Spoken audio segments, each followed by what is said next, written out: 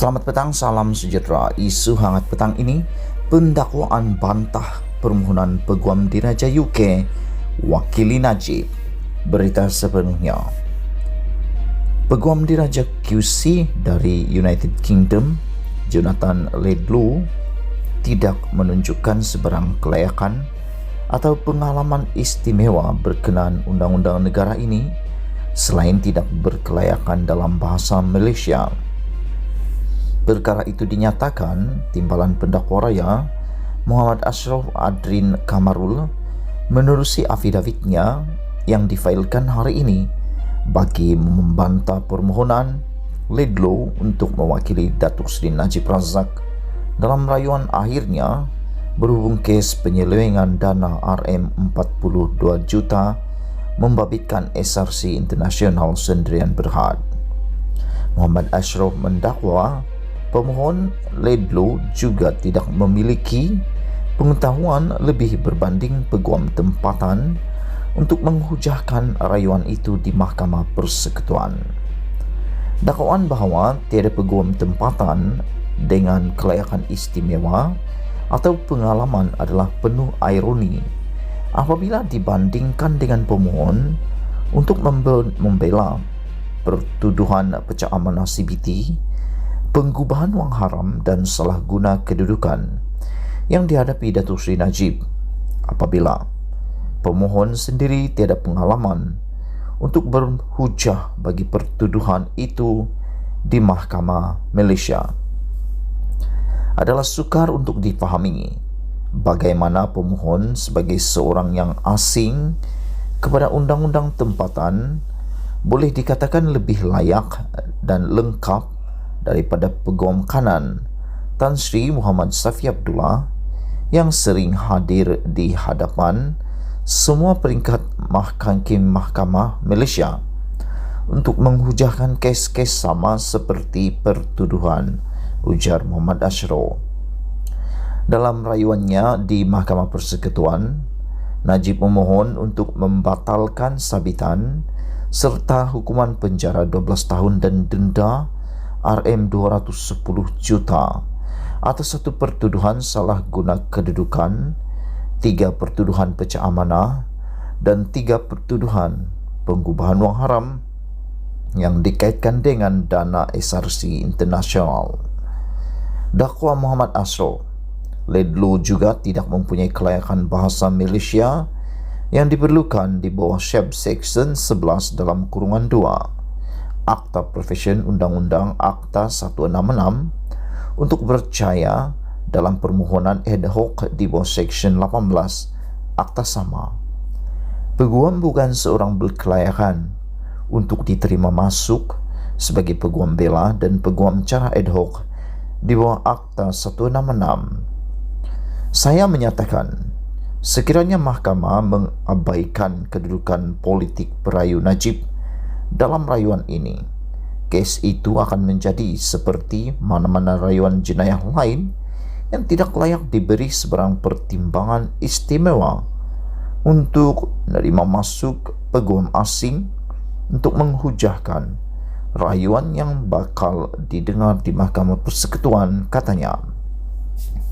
Menurut Muhammad Ashraf, adalah sukar untuk diterima bahawa daripada 21,625 peguam bela dan peguam cara di Malaysia, tidak ada seorang pun yang memiliki kelayakan istimewa atau pengalaman untuk mengendalikan rayuan itu, kecuali pemohon. Fakta bahawa Tan Sri Muhammad Safi telah mengendalikan perbicaraan Datuk Seri Najib di Mahkamah Rayuan adalah satu kenyataan yang jelas bahawa peguam kanan itu memiliki kelayakan istimewa dan pengalaman untuk mengendalikan rayuan berkaitan pertuduhan-pertuduhan berkenaan di Mahkamah Persekutuan. Pertuduhan di Mahkamah Persekutuan juga bukan pertuduhan baru, tetapi pertuduhan sama yang dikendalikan oleh Tan Sri Muhammad Safi di Mahkamah Tinggi dan Mahkamah Rayuan. Oleh itu, permohonan ini adalah tanpa merit dan hendaklah ditolak secara terus, katanya. Pada 25 Januari lalu, firma Genggaman Tuan Safi & Co.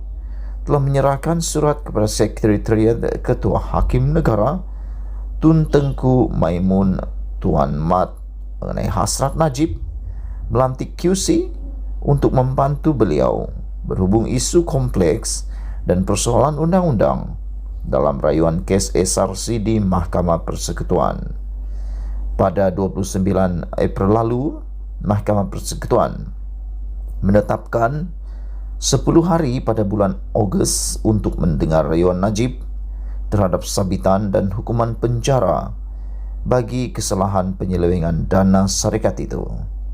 Pada 8 Disember 2021, Mahkamah Rayuan mengekalkan sabitan dan hukuman penjara 12 tahun serta denda RM210 juta yang dijatuhkan ke atas Najib kerana menyeleweng RM42 juta dana SRC. Hakim Datuk Abdul Karim Abdul Jalil yang bersidang bersama Datuk Has Zanat Mehat dan Datuk Wazir Alameddin Merah menolak rayuan Najib terhadap keputusan Mahkamah Tinggi pada 28 Julai 2020. Mahkamah Persekutuan adalah rayuan terakhir Najib terhadap sabitan dan hukumannya. Menurut Asraf adalah sukar untuk diterima bahawa daripada 21,625 peguam bela dan peguam cara di Malaysia, tidak ada seorang pun yang memiliki kelayakan istimewa atau pengalaman untuk mengendalikan rayuan itu kecuali pemohon.